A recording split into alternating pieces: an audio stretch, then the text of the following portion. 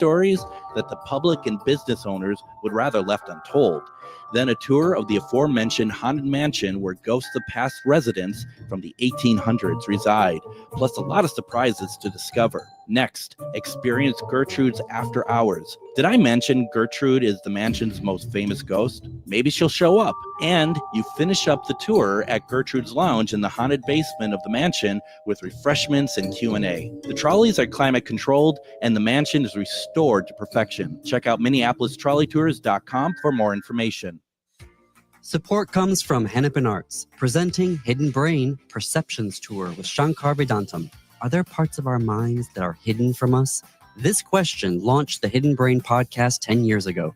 Now host and creator Shankar Vedantam brings 7 key insights from the first decade of Hidden Brain to the stage. Whether you're new to the show or a longtime listener, this evening of science and storytelling will change how you think about yourself. Tickets available at hennepinarts.org. With your AM 950 weather, I'm Patrick Lilia. Tonight, cloudy with a low of 65, then Wednesday, showers and thunderstorms with a high of 70. If you're looking for a show that brings heart to Pride, Feels Out Loud, presented by Pride sponsor Becoming Together Therapy and Wellness, will be broadcasting live from the AM 950 booth Saturday at noon. Stop by to listen to the conversation and live and share mental health together. Portions of the following program may be pre-recorded. The views expressed and the opinions given by the individual host, guest, random reptoid, or chupacabra may not necessarily reflect those of AM 950 Radio, its affiliates, or its sponsors. Now, it's time to step into the unknown.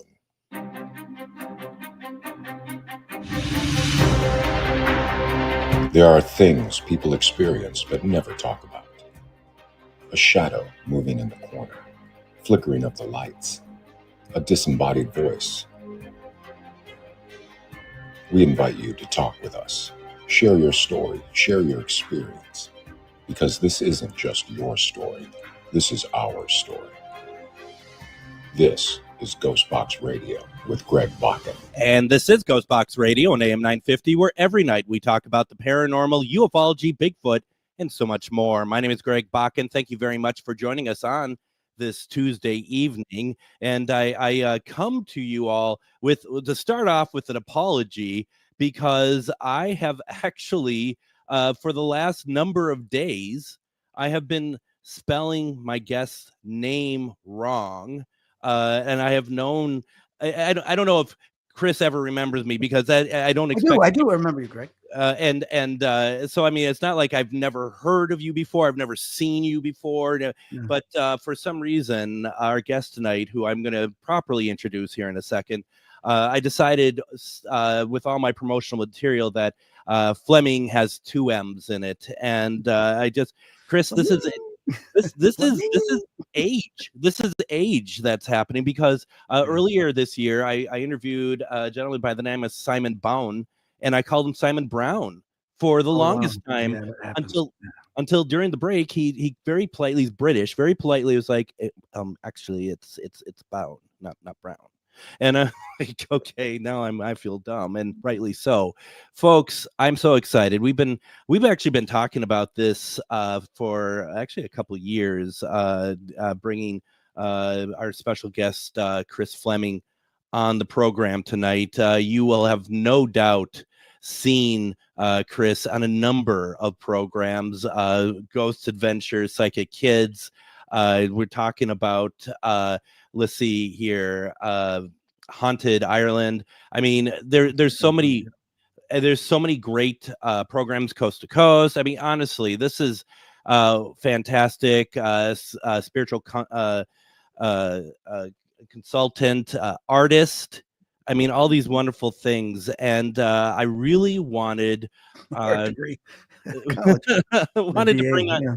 I wanted to bring on Chris Flemming with 1 M on, because I haven't talked to him in a long time, but also because I wanted to talk about everything that's been going on with you.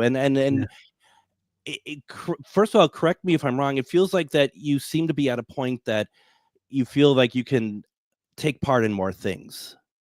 Yeah, I have appointments like every week with my doctor. I just had one earlier today, and we were talking. I found I have a limitation right now because I've tried to do a couple other things in the past 3 weeks. I went to a paranormal convention, and thank God for the people that helped set up my table. But after about 2.5, 3 hours, I was fatigued. I was spent. Oh, And it has to do with the brain. I've got, as my doctor was saying today, my cerebellum, which is the brain's been affected by the cytarabine from the chemo. So, talk about chemo fog, chemo brain. But I had one of the most intense treatments because my leukemia at the time was considered terminal. So to stop the spread, they gave me really intense dosages of chemotherapy, 3 different types, but the one that they gave all times that I had the chemotherapy was cytarabine. And cytarabine is known to break the brain barrier, and unfortunately, it affects the brain. So from someone like myself that has had a prior concussion and brain injury, a TBI, from a car accident in 2009, it took me, a decade to repair the tear in my front left cortex, as well as to heal from that. I still wasn't 100%. And then to get chemo that's going to go damage the previous traumatized tissue. It's been a challenge. There's no denying it. I have good doctors. Because I've been through some of these brain changes before, I recognized some similar symptoms, but yet, like I told my doctor today, there's a lot going on that is different than what I had felt before. So there's a lot that goes on from recovery from chemotherapy. Mm-hmm. And the biggest thing I'm dealing with now, over the last several months, it was neuropathy, and the neuropathy is starting to improve. I still have a lot of joint and muscle issues. If I sit for a period of time, my legs, I can't stand very long. I can't walk very far, those types of things, but those are getting better. But the one thing I'm still noticing now is the brain is I have limitations with how much I can do, and how far I can go. And what I mean by that is your brain is a computer system. And there was a book I read about a decade ago called The Ghost Inside My Brain. Mm-hmm. And the professor that wrote it was in a car accident and had a traumatic brain injury. The interesting thing about him is he's a professor in artificial intelligence and computer systems. So he was able, from a perspective of computers, to keep over 1,200, 12,000, whatever it was, notes in regards to his brain in comparison to similarities with like a computer system.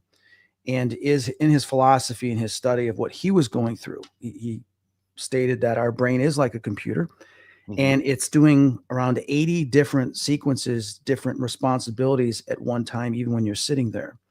So what happens is your brain is constantly working.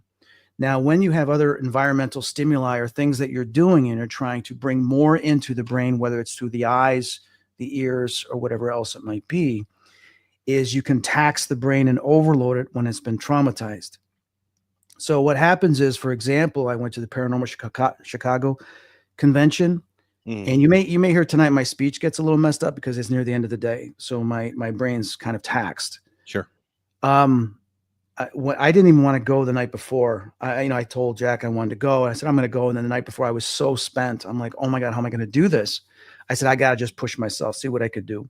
So the next day, everybody helped me set up my table. I'm there for like 2.5 hours talking to people. And then it just hit me. There was these 2 gentlemen. They were talking to me about their paranormal group, and I'm not able to recognize anything they're saying. I'm sitting there going, and part of me is like, I want to pass out or go lay down, because I'm even having a hard time standing, and I'm starting to get dizzy because my brain is saying, you know what, you've had enough. There's so much going on. We're running those 80 things plus all these other programs we're running because of people walking around, the noise and this and that, and you trying to think about this, selling something on your table, listening to them, all of that going on at one time. My brain was taxed. And I said to some of my friends, I go, I'm done. I can't do this. I go, I need help. So my friends were helping me with the table, and I sat at my chair a lot and just tried to put on a smiley face for everybody because I did not want them to know I was suffering. So I realized I shouldn't have done this. I'm not ready. And then 2 weeks ago, I went to a festival. Every Thursday they have in Rosemont, they have a band play. So they had this Journey band play. Sorry, I'm getting headaches. And after about 30 minutes, because there's like over 1,000 people there, the noise and everything, I'm sitting there. I feel like I'm underwater and I'm not able to make sense what people are saying. And I look at my buddy's like, "Are you okay?" I said, "Nah, I'm not doing well, man." So I didn't stay very long and ended up leaving. And I sat there going, "Gosh darn it, my body's okay. My body's feeling okay. I'm not going through the fatigue like I went through recovery. It's my brain is shutting down, and then it's starting to shut everything else down." So I realize where the issue's coming from. So that's what we're working on. So I've been taking supplements. I've got these other supplements I just got, magnesium I take at night. I'm going for walks because one of the biggest things to get the brains to repair neuroplasticity is exercise. Yeah. I went for a walk today, 30 minutes. So I'm trying to do all these things, but it's frustrating because, what people don't know is I've been sick for a couple of years, and I haven't really, we didn't know what it was. We thought it was long-term COVID. Mm-hmm. And I got COVID in October 2020, and I was really bad. I was in the hospital. I was having brain issues. I blood vessels burst on my legs. And I went on and on with all these different symptoms, one after another. And then I had long-term COVID for a year and a half, coughing. So we thought a lot of it was from that, as well as from my car accident, my neck issue. The compression on the nerves were causing these issues. But what we have found out is that the cancer started around 2017. Wow. And started affecting my blood. And we know this because of my blood tests going back to 2015 and 2016. I was always getting blood tests a couple times a year because I was seeing other doctors for my injuries from the car accident. So there was a pattern where things started to drop. Plus, I started getting sick a lot. 2017, I started getting Grover's disease. 2017, I had hoof mouth disease. I got COVID 4 times. I had influenza A twice. I had I just go on and all these different problems, bacteria infections, fungus infections, and it was just one thing after another. So during predominantly 2021, 22, and 23, I was not in a good place, but I was not letting people know because I'm thinking, it's the COVID, it's done the damage, and it's my neck, my neck problem, my brain problem. So, but then things started getting worse. 23, 24, I was getting more sick. I almost died in June of 2023 because I got a bacteria infection. We didn't know what it was. I went to just immediate care, and they sent me home, and they said, if you're still not feeling well tomorrow, they said, you don't have COVID and you don't have the flu. So they didn't know what was wrong with me. Right. Yep. Sent me home and still have problems. And then I was vomiting and I was having diarrhea, like just tremendously. Yeah. So the next day I'm driving and I'm so delirious, but I'm worried. I go, my insurance isn't going to cover the ambulance to this hospital. I don't know what it covers and doesn't. I don't have the money because I haven't been working as much. So I took myself to the hospital. I sat in emergency for 4 hours. This is in June of 2023. And they took a blood test and everything. And they go back and I'm sitting in the waiting room. And all of a sudden doors burst open. This gurney comes in, Mr. Flemming. I go, yeah, come with us right now. And I'm like, okay, what's wrong? They said, your internal organs are shutting down. Oh, geez. And they said, do you have an emergency contact we can call right now? Do you have a will? Do you want us to get it? And I'm like, I mean, it was surreal. It was like one of my first surreal experiences. Then there was more when this cancer happened. And I'm like, what are you talking about? He says, well, your liver and kidneys are shutting down. And I'm like, I don't feel them shutting down. I mean, I feel terrible. I feel sick. I just don't. They said something's going on with your body and everything's shutting down. So I'm like, okay. So I have no idea what's going on. They don't know what's going on. So they started running all these tests. And next thing you know, after like 24, 48 hours, I started getting delirious. I was just, didn't even look at my phone. I told my sister, I'm here. My mom, I'm not going to call you. You can call the hospital. Can't talk to me. I don't want to talk to anyone because I was out of it. Yeah. I remember a nurse saying to me, do you want to be revived? And I said, no. And she starts yelling at me. She's like, why? How could you say that? You got your whole life in front of you. And I'm like, I don't know why I said that. I don't know. Cause I was like delirious, Yeah. Yeah. And, I remember a doctor came in. We said, we run tests. We still don't know what's going on. I had a fever of 101, 102. I wasn't able to eat. I couldn't keep anything down. Couldn't keep anything in. Could keep anything down. So I was hooked up to all these. I had IVs all over me. And they thought they were going to lose me. And, but I just went with the flow. I was just like, okay, let's just, whatever happens, happens. I've already died and come back. So if I do die, I'm going to say, God, I got more work to do. You got to send me back. That's what I was thinking in my head. I wasn't afraid. Yep. And I remember the doctor comes in. She goes, I have a suspicion. I have this intuition of what you might have. And she goes, do I have permission to give you a specific antibiotic? I said, doctor, whatever your intuition tells you, coming from me, right? I said, you do it. Yeah. So she does it. And like several hours later, my temperature drops like just immediately to like 98, right? In a couple hours. Yeah. And they come back the next day and they did an x-ray. There was something all over my body that had spread. And they find out it's this bacteria. It's Campylobacter jejuni. And you can die from that. But normally your immune system will fight it, right? Well, what's interesting at the same time, my pet sitter, because I was in the hospital for 5-6 days, she got sick and got the same thing that I got. So we ruled out two possibilities, either from chicken or cat poop. Oh, it was from cat poop. Wow. And I know exactly why. And this must sound gross to people, but I have like 5 cat boxes, right? Yep. And I scoop them every 2 days. Yep. But what had happened was I had not actually washed out the boxes since a year ago because I was traveling, filming overseas and this and that, and just never got around to it. Plus I was dealing with fatigue that I thought was the COVID or something else, but the fatigue was because of the cancer. We didn't know yet.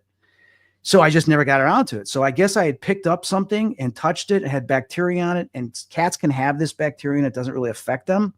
And someone with a normal immune system, it wouldn't affect them, but it quickly spread throughout my whole body. So they gave me the antibiotics and it took me like 2 weeks to actually get through this. But that was where they're like, hey, there's something wrong with your immune system. I said, I know, I thought maybe it's COVID. We can't figure it out. So I went through a battery of tests in 2023.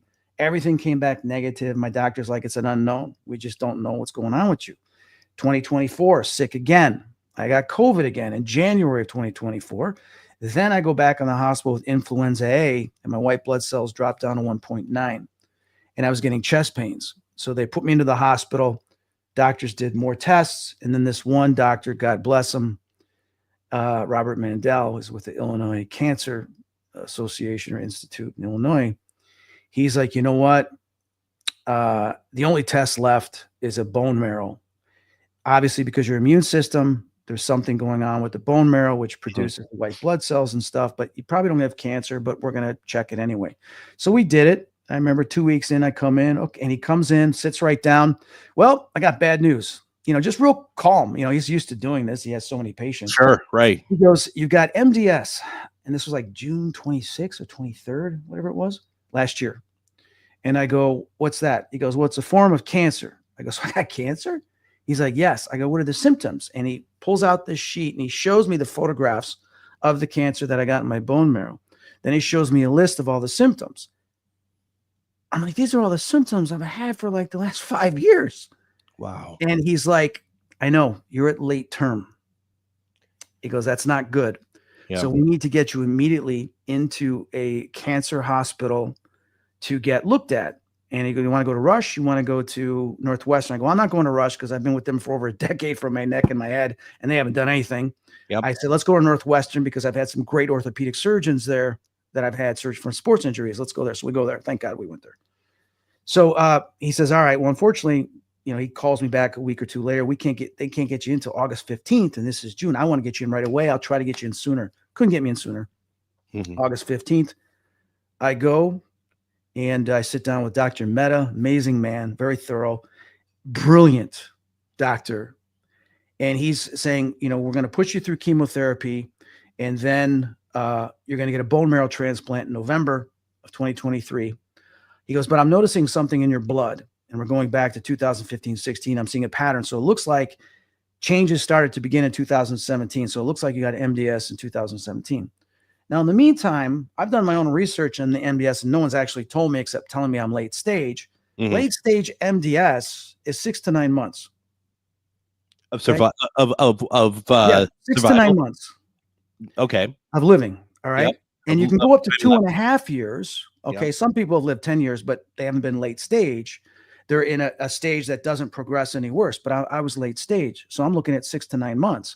And nobody's told me that yet. But it's all online. And I've talked to my other doctor who's not a cancer doctor. And we're like, you're late stage because I've been treating you for all these other symptoms. So I'm sitting there going, all right, well, I know I got to beat this, and I'm going to beat this because I don't remember this in my afterlife on the other side where they told me you're going to end up going through this. I don't remember this part. So I'm just taking it as it's coming. But it's ironic because 2 years later, 2 or 3 years earlier, I sat down with my mom and my sister and an attorney and wrote out a will. I told them we got to get a will because something can happen to me with my head. I can have a stroke or heart attack like my dad had from his concussions. Yeah. Excuse me, don't know. And I just got this feeling I need to get this in order. So I did. I've had my will done, everything. So Dr. Mehta's like, August 15th, Northwestern. He's like, we need to do another bone marrow biopsy. I'm like, oh, come on, because it's not pleasant, right? Mm-hmm. And I said, all right. So I come in the next day or the day after, and we do the bone marrow biopsy. And a week goes by. And I'll never forget that day because I just started an art sale and I'm getting in all these orders because Dave Schrader's gone out and told people I've got cancer. I got MDS. I'm going to be going into the hospital sometime this fall or early winter to get chemo and then get a bone marrow transplant. There was no specific date yet, right? Mm-hmm. I wasn't too worried about, I figured I can tell them I'll go in November or October when I get back from this tour and stuff. That's when I'll go do it, right? And I had to take my mom, who's been sick, to Northwestern by her to see her doctor. And I've got a mask on because I'm now neutropenic. I've been neutropenic since May, meaning that I have a little to no immune system. Right. The MDS has destroyed my immune system. Yep. So I am prone, if I get sick or whatever, I can go in the hospital and die, just like the Campylobacter jejuni, right? But now my immune system's even worse because I'm late stage. So the doctor looks at me and my mom. He's like, what are you doing here? I go, I got MDS. I'm at late stage. He looks at my mom. He's sicker than you. He shouldn't even be here. He's like, what are you doing here? I said, well, someone's got to take my mom, you know? Yeah. And he says, you shouldn't be here. Seriously. And so I take my mom home and my phone's blowing up and it's Northwestern downtown. And a voice says, do not answer the phone or call them back with your mom. I said, okay. So my intuition guides are telling me that. Yeah. So I leave my mom's place and I call, and the nurse Larissa's like, what are you doing? I said, I just brought my mom. So you need to come into Northwestern right now. I'm sorry to inform you, but we have bad news. And I'm like, what's the news? He goes, well, unfortunately, your bone marrow showed that your cancer is spread. I have leukemia because MDS 50% of the time can turn into leukemia, but you're not at 10%, 20%, you're at 70%. So within like 40, 45 days, you've spread to 70%. I said, okay, well, can I come in next week or the week after? Because I'm thinking I got all this artwork to get out, these orders, and I got a few other things to do. And she's like, no, you don't understand. By next week or the week after, by the latest, you'll be at 100%. I said, so what happens at 100%? She's like, your body shuts down and you die. So I'm sitting there driving going, you're serious. And I didn't mean to say that, but she's like, I wish I wasn't, but I am. Yeah. So what time are you coming in? I said, I can't. I need to think about this. She goes, no, you need to come. I said, listen, I understand. This is a lot. This is what you know, but there's something that I know, and I have to listen to what I know to figure out what I'm going to do. So I get off with her, and she says, call me back and let me know what you're going to do. So I called my sister. I said, well, I go get the will together. I told my sister, this is terminal. And they had stated that all we can do now is stop the spread. And I said, so what do you mean? She goes, we got to get you in and see if we can stop the spread. We don't know if we can stop the spread, but we have to try. And I'm sitting there going, so if you don't stop the spread, how much time do I got? She goes, could be a couple weeks, could be a month. And I'm sitting there going, okay, so I got to go in. There's no choice. And in the meantime, when I had the MDS, I'm looking at alternatives. I got Fenben, I got ivermectin, and I had taken ivermectin that summer because one of my doctors gave it to me because I had this fungus. He says, you might have a parasite too. So he gave it to me, and I had taken the ivermectin. So the ivermectin didn't work. It didn't get rid of the cancer. But I want people to know that because everybody in the world's telling me take ivermectin, right? It wasn't a parasite that caused this. We know what caused my cancer. So, and I had the Femben and some other things that I was going to do, but I realized I ran out of time to try these alternatives. I don't have that. So, my buddy came over the next day. I spent all night doing my orders. I said goodbye to my cats. When I looked at my one cat, Noir, he sat up and a voice said to me, "This is the last time you're going to see him alive." And I'm like, "What?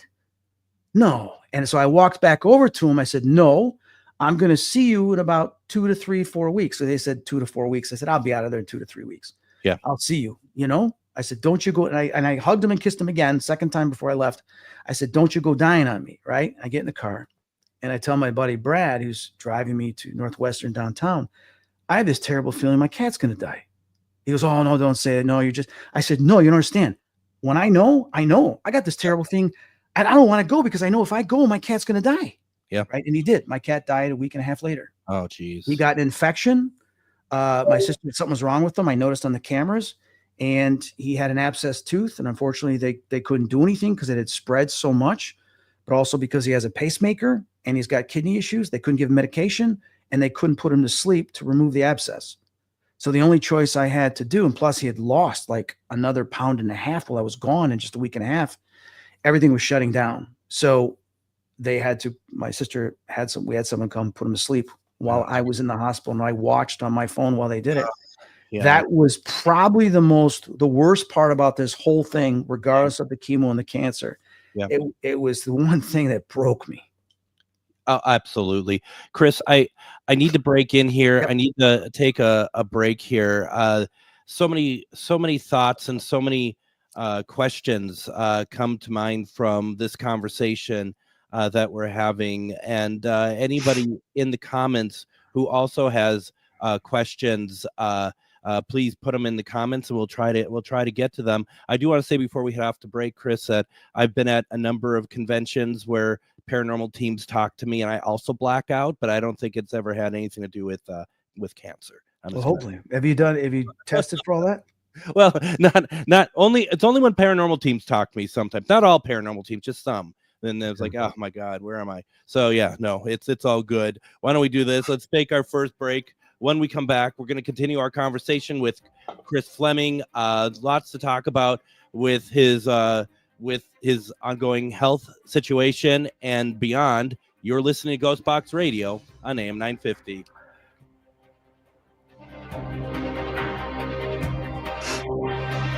Greg Bakun here. I've told you about the out-of-the-world roast beef sandwiches at Maverick's Real Roast Beef, but I haven't told you about their Philly steak sandwiches, turkey bacon avocado sandwich, BLT, crispy chicken, fish sandwiches, brisket, or pulled pork. Okay, you get the idea. They make a lot of delicious food to the same standard as their famous roast beef sandwiches, and now I'm starving. I'm going to go to Maverick's Real Roast Beef off Lexington and Roseville, and you need to go too. Check out their menu at mavericksbeef.com. It's that time of year again where the weather is getting nice and it's time to get out of the house for some family fun. Lilliput is the perfect place and is open for the season. Be the first to take on their newest escape room, The Bunker.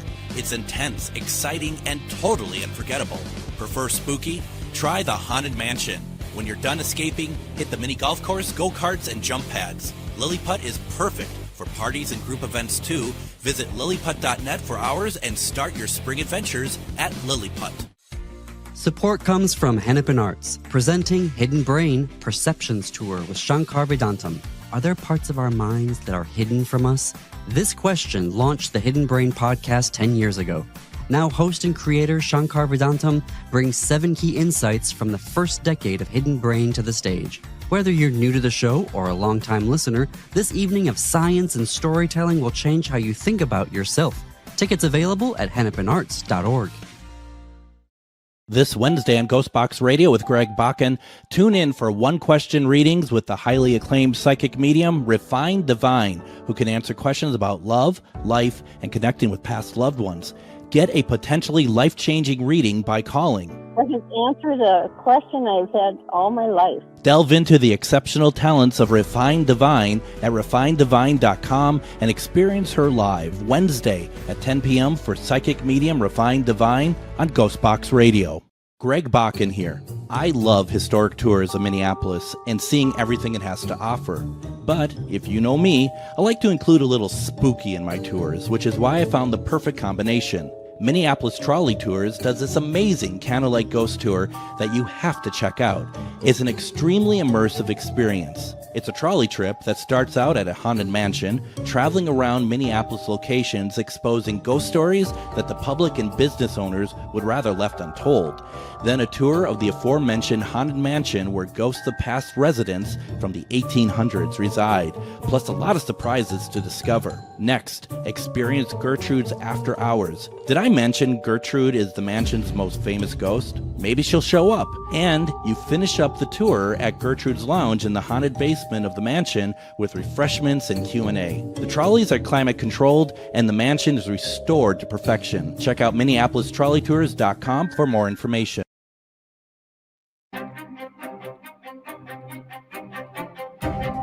And as I mentioned in the break, psychic medium Refined Divine joins us tomorrow for one question readings. It's always great to have her on. And if you missed it, I guess I filled in for Matt McNeil on Monday and we had her on, and she was very good with helping people ground, especially with everything that's going on in the world. So really looking forward to having her with us tomorrow.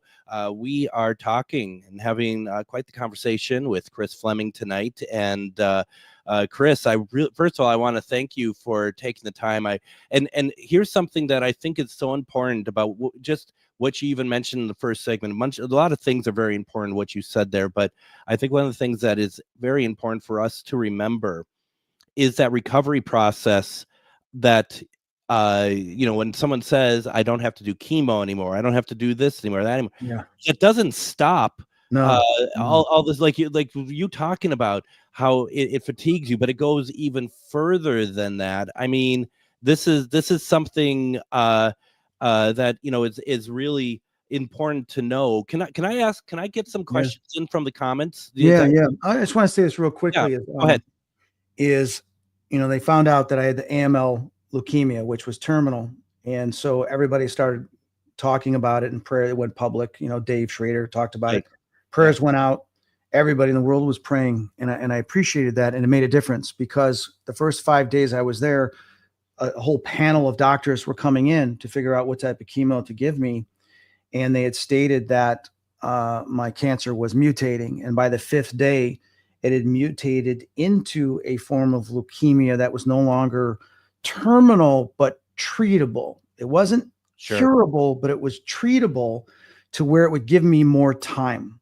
Mm-hmm. Not just because they felt that if they stopped the spread, I would really still only have a couple months of life left because it was a terminal form of leukemia. Sure. But lo and behold, it mutated. And I believe during the prayers, because I hadn't started any treatment yet. And then after 6 weeks, came back the 6th week, cancer was completely gone. And then I still had to do 4 more treatments of chemotherapy, which I went through, and which I don't think I should have. Maybe 2 more, but I think they did too much because it's affected my immune system. And the chemotherapy it destroys the nerves, the muscles, everything. So that's the recovery I'm dealing with now, is the damage, the brain barrier damage, the damage to my nerves, my joints, my muscles, that the chemotherapy has done. And it's been brutal. The pain, the aching, and everything else that goes along with it. So that's where I'm at now. Absolutely. And I am so sorry to hear about your cat. I think you and I are very I think similar with where we hold our cats in our lives. And I just got a new cat. I saw the picture of the black and white one. Yeah. Puff is her name. She's 10 or 12 years old. I read 2 different things. So she's a lot more mature of a cat, but she needed a good home, and I could give that to her. Good for you. She's given me so much already. So it's very tough. Damien in the comments, he says, I had cancer in 2006, wasn't as near as close as yourself, but still takes a while to bounce back. Do you feel that you got the cancer and illness for a higher reason, or just luck of the straw? So to speak?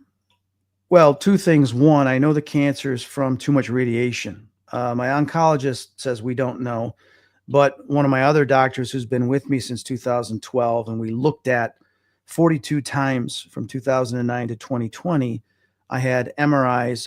I had CT scans and x-rays along with MRIs, but that's not part of the 42. So 42 visits of multiple radiation. Some of those visits were 16 different images I had being bombarded of radiation. 2017, Rush had stated to me, the radiologist, I can't do your imaging right now because you are 4 times over the allowable amount of radiation to your body. If you get any more radiation, you can end up damaging your cells and possibly getting cancer. Right. It was 2017. Right. So we know it was from the radiation. Yeah. And then also when I was doing Help My House is Haunted at 5E Castle, I caught the EVP that says, the spirit says, you have cancer. And this is documented. And I told Barry Guy, I told Sandy Lackdar, I said, listen to this. And they're like, oh my God. And Sandy started crying. I said, but it says that, if you want, you can beat this. So I've always held that I may end up getting cancer in the future. And if I do, I have to believe and fight. And that's what I did. So when the doctors told me you got cancer, this and I said, well, first person I called besides my sister was Barry Guy. And I'm not going to believe it. And he knew right away. He says, let me guess, you have cancer. I said, yep. He says, oh my God. I said, Barry, it came true. They knew before anyone else knew. Is that something? They could see in our energy, our force. We've got it documented on Help My House is Haunted. You can see bits and pieces where something happened and we changed the subject, but we have it documented. I spoke to the camera, said, what it says on here, I have. And if this comes true, then it comes true. And only 2 people are going to know is Barry and Sandy. So we're documenting this, because I didn't want the whole crew to know, because if the whole crew, but they ended up finding out because we ended up telling them, because I didn't want everybody to go, oh my God, Chris got cancer, manifestation. Right. So anyway, absolutely. So I think it just happened because of radiation exposure. And then I think, I have more to do. So the creator's like, yeah, we got more to do. And if you want, I'll talk about the mindset I had in the hospital was I have all these prayers coming in. Yep. I was never angry. I was never upset. I shut everything off. I pushed some people away and I said, I have to focus on this. So I meditated every day. And I would say 20, 30 times a day, maybe a little bit more, a little bit less. I would say, God, forgive me. I'm not worthy to receive you. Just say the word and I shall be healed. I said that every day. Yep. Every day, multiple times. I don't care if I was in the bathroom, I was eating, whatever. I just say it under my breath. And they're like, what'd you just say? I said, nothing. I kept saying it. So I lived in the present moment. I didn't think about really anything. I just said, all right, let's just do this.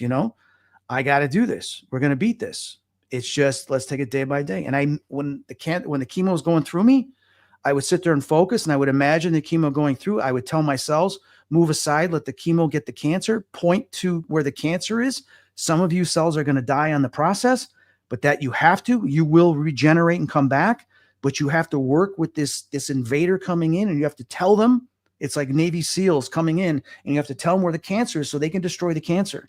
You have to get out of the way so they can find the cancer. And I did that every time they gave me the chemo. And I just says, it's going to be destroyed. So when the doctor came and told me, oh my God, it usually takes several sessions, and even with that, someone goes into remission, we can still see cancer cells. You're not even in remission. It's completely gone from the very first round. I said, okay, so I'm done, right? And I'm just not like, yeah. I'm just like, okay, so I'm done, right? Yeah. They're like, no, you don't understand. We're going to have to do more. I go, why? If it's gone, right? Well, we have to make sure it doesn't come back. I said, yeah, but it's not even in remission. So it's not going to come back, doc. I said, so why don't we just stop? She's like, why are you so calm?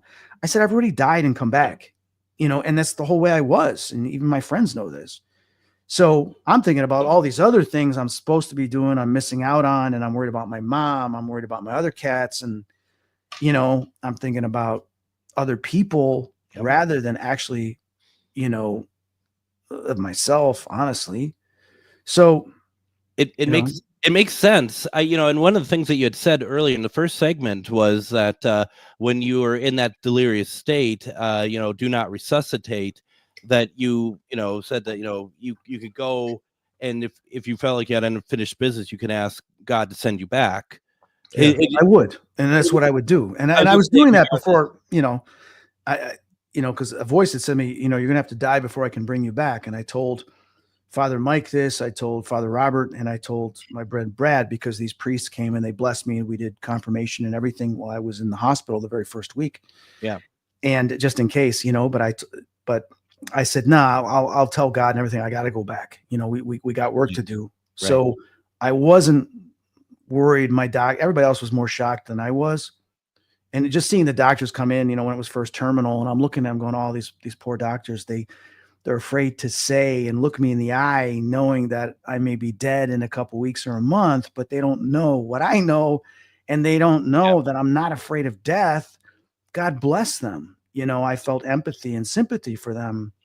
So I just would go around every day cracking jokes and laughing with the nurses and visiting, the nurses and other stuff. Like, I'd walk into the nurse's office, whatever. Hi, what's going on? What are you doing? I said, I'm bored. 2, 3 in the morning, I'd be walking around while everybody else is sleeping, because I was curious. Absolutely. Well, and so Linda has a comment that I really like here. She said, when I had cancer, I made a concerted effort to not own the cancer. I guarded myself from saying my. I would say you don't have permission. I was saying permission. You don't have permission.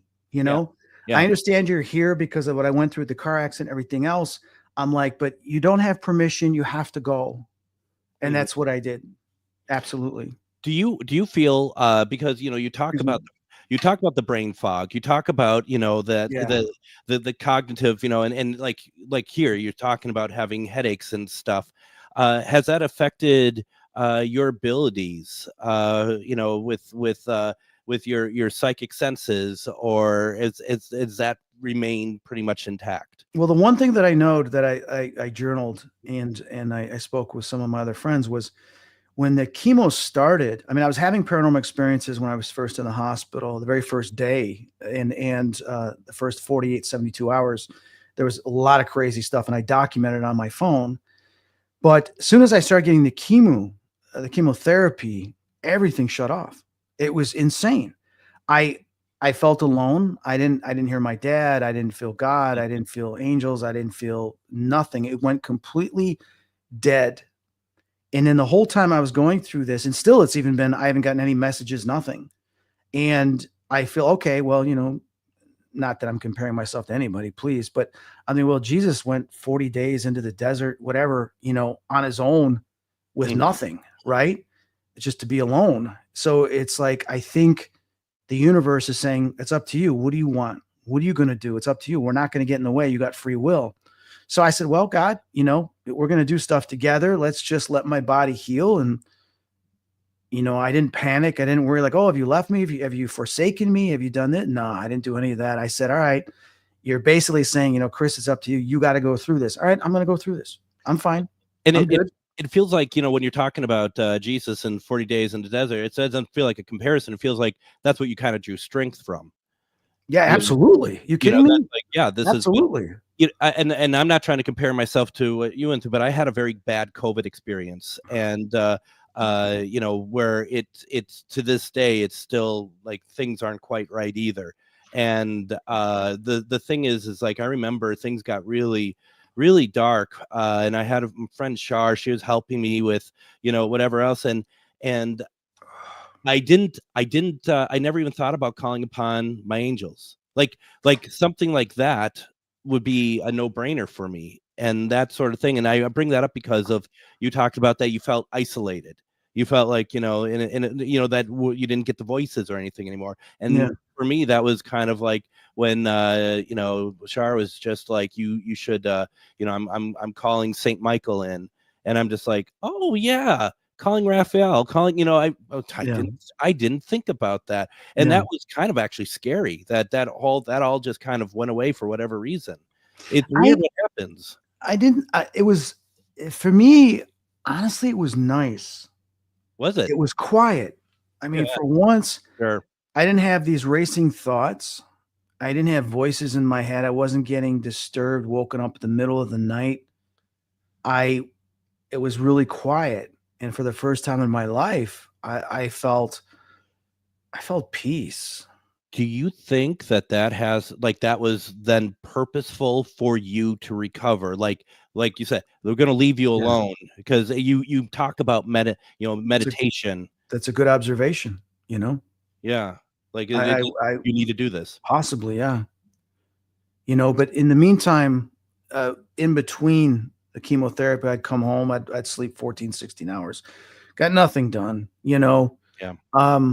Couldn't do anything, so I just didn't do anything except I played and I created music. I wrote lyrics here and there and created a bunch of music.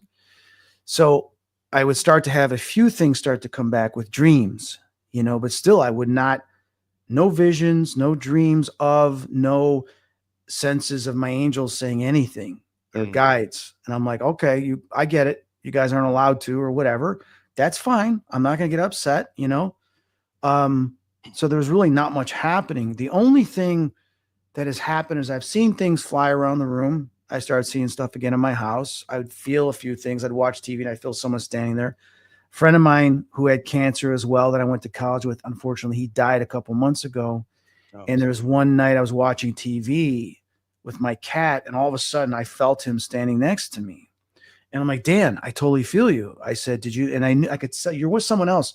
I think it's an angel or a guide you're with because I can see him behind you in a robe. So they're from the other side. And I said, hey, Dan, I can't hear you, but I know you're standing there right now. So I smiled and I teared up. I teared up a little bit. But the biggest thing is I've noticed is when I've gone for these walks is tree spirits. I felt stuff in the trees. I'm like, why do I feel, oh my God, I'm feeling like when I was a little kid and I go walking through the forest that there was all these things staring at me in the trees. And then I'd hear the voices and stuff. I couldn't really see them. I could feel their emotions and I could hear them, and they'd scare me sometimes because I couldn't see them and I'd hear their voices coming out of the trees or in the ground in the bushes. But this time, even though I'm not hearing their voices, I could sense them and feel them. So I would take out the ITC devices on my apps, and I use either the I can't think now what the names of the apps right now, but I would use a bunch of different apps and I record it, and they would be responding. I said, "Who are you?" They said, "Tree spirits." And I'm like, "Oh my God!" I'm like, "This is so cool." So on some of my walks, I do that, you know. So I don't feel alone, and I think it's kind of interesting that they are communicating with me first than anyone else, which I did not expect. Yeah, that's really interesting. I mean, all sorts of theories come to mind when you say that. I have to ask you, kind of a little bit off topic here, with your cat passing away. Has your cat come back, and have you been? Here was the thing I always wanted with Noir, everything he's been through, and it was my dream and my goal was for his passing is I wanted to be here in the house, put him to sleep in the house. Yeah. So his spirit would linger here for a period of time. And that was the hardest thing for me, is that he was put to sleep on the couch in my family room.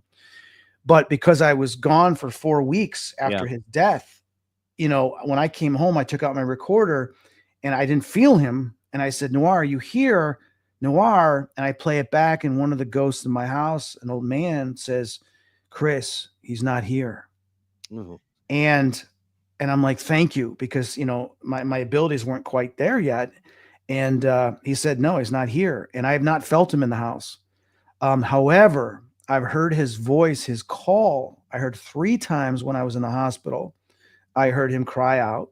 And then I heard him once in this house cry out. Now, does that mean he's crying out from the room that I'm in? No, he's crying out from the spirit world, because all of these times that I heard it was in between, the dream and awakened state. Just as I'm starting to wake up, I hear it. So that's in the in-between. So in been calling out.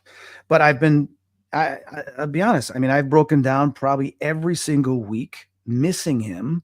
Yeah. And I have not done yet. I've kind of suppressed a lot of this. I had to get through what I was going through. So it's still there. But I've been wanting to do the gateway and to meditate and spend hours and go visit him, because I've been able to do that within time travel, which is a whole nother subject. So I just haven't done it yet because I just don't feel strong enough yet to protect myself and to do that. And with the headaches and everything I get, it's hard to stay focused in a meditative state when then all of a sudden I get a neurological spasm or this or that, and it just breaks the concentration, because I get disruptions and sleep a lot when I'm trying to sleep. Absolutely. And I'm not going to go into it because listeners have heard these stories a lot already, but my cat Linus had passed in December. Oh, and it's, you know, and he's been very vocal in this house, and I'm so happy about it. And I believe that he sent me Puff, this new cat that. Oh, that's awesome. So yeah, it's I did, and I was just curious, especially as we both are very much into our cats. Sarah asked the question: has this experience changed the way on how you view energetic management, both physically and spiritually? I had to say no to a lot of people. I shut down all my businesses, everything, and then even the network had reached out to me. And they said, not to be insensitive. They're like, are you working right now? Because they had another show. And I said, I can't. I'm just not able to. So everything was put was shut down because I had to use all of my energy, mentally, physically, spiritually, to get through this and beat this cancer. Because in the same time, my mom's really sick off and on. And I have this fear that she's going to die while I'm going through this as well. And she hasn't. She almost did, but my intuition, getting her to the hospital, everything saved her life, which is a whole nother subject, another time. So yes, I actually blocked 4 friends because they were very draining. 3 girls and 1 friend, because they're negative, and they're kind of they take from you and stuff, and I just had to block all 4 of them, because I can't do it anymore. And I realized that I've always put up with a lot of stuff with people. And I just can't do that anymore. I'm done. It's just, you're blocked. It's over. I'm done. I've learned who my true friends are from this. A lot of disappointments of people that I thought would reach out, co-hosts, this and that. I mean, Gail called me, it was great. Ryan called me, and there's other people that didn't at all. And I was shocked. Because I would always be there for them, or I have been there for them. But then the miracle thing is, and I didn't worry about that too much because I had to focus on myself and the people closest to me. But there was so many more people that I've become friends with that I appreciate because they didn't owe me anything. And I didn't owe them anything, but they went out of their way for me. And I remember that, like, a voice says, these are good people. Yeah. You want good people around you. And I embraced that and said, I'm blessed. That's why I was always saying, I'm blessed. I'm blessed. I'm blessed. I'm blessed because I'm removing some of the people that, only wanted to be around me because I could give them something, stuff like that. They don't really care what I do, this and that. And some of the stuff they said, I just won't repeat. It's just so selfish. Yeah. So I concentrated and focused on a lot of the comments I was read and everything with people, the love, and it would make me tear up, and I would read every single comment. I just couldn't respond, and the cards I was getting and all the love. And I just absorbed all of that. To me, that's what helped me get through this. So, and then I have made some new friends, or some of my friends just went above and beyond or did things that I'm very grateful for. And I appreciate them more. So I focus on those people now. That makes sense. Now we have about 2 minutes left. Oh, I'm sorry. No, we're good. But I have one more question I wanted to go ahead. Let's just do questions now.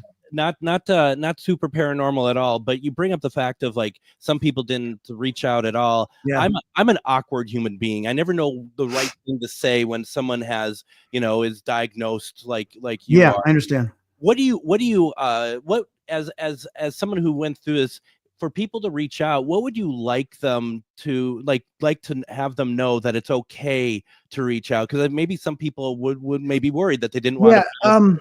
Well, it was this way. I mean, I was very grateful that, because Dave Schrader and Susan, Dave did an auction for me, and Susan had put up this GoFundMe, because I haven't worked. I mean, I worked for a couple of years because I've been going through being sick, but then I was done. I go, how am I going to keep my house? How am I going to do this? And luckily that's helped me get through it. I'm still not working. I got a few things coming in from sales on eBay, but there's still stuff that comes in from the GoFundMe that helps me pay my bills until I am up and running again after getting through recovery. So for me, that's the greatest gift that people have done, because it has been fully used. I've got all receipts. Everything is being used to get me there. But the one thing that I learned was the people that, because some friends like, hey, if you need anything, let me know. If you need anything, let me know. Yep. I don't like to ask. Yeah. I don't like to call up a friend and go, hey, can you do this for me? Can you do that for me? Because I don't want to be turned down or they're busy. And some friends were, oh, I can't. I'm busy. I got to do this. So I didn't want to ask anybody. Yep. But the people that said, hey, what are you doing today? I go, nothing. Can I drop off dinner for you? Can I stop by? Some people are like, no, you can't stop by because I'm really sick right now, but tomorrow would be great or whatever. Yep. The friends that would take the initiative. Now I had some people didn't even know me in the community that I'm in. Can I pay someone to come shovel my driveway because I'm too weak to go? Neighbors I didn't even know came over with their kids and did my driveway. I was crying. Like, I don't even know these people. And then one woman, I get this order from Uber. I go, I didn't order any food. The woman says, I thought you might be hungry, so I got you food. Oh, so wow. People were dropping off food, groceries, and they were doing stuff and just leave it at the door. And I never asked. To me, that was the greatest thing because I didn't want to ask people to go out of their way and do stuff for me, except my friend that would drive me. Do you need a ride? Yes. That's it. My other friends, I wouldn't ask. Right. But then so the friends that said, listen, I'm going to make dinner. Me and Steve are going to make dinner for you, my friend Claudia and Steve. And then some other friends, I'm going to go make something for you. I'm going to bring it over tomorrow. That's what I'm talking about. The friends that just went and go and do something didn't have to ask me. They just go do it. And I have to cut us off there. Chris, I hope you'll join us again sometime. Thank you. I appreciate it. Appreciate it. Tomorrow, Refine Divine. Everyone, have a good night. Thank you, guys.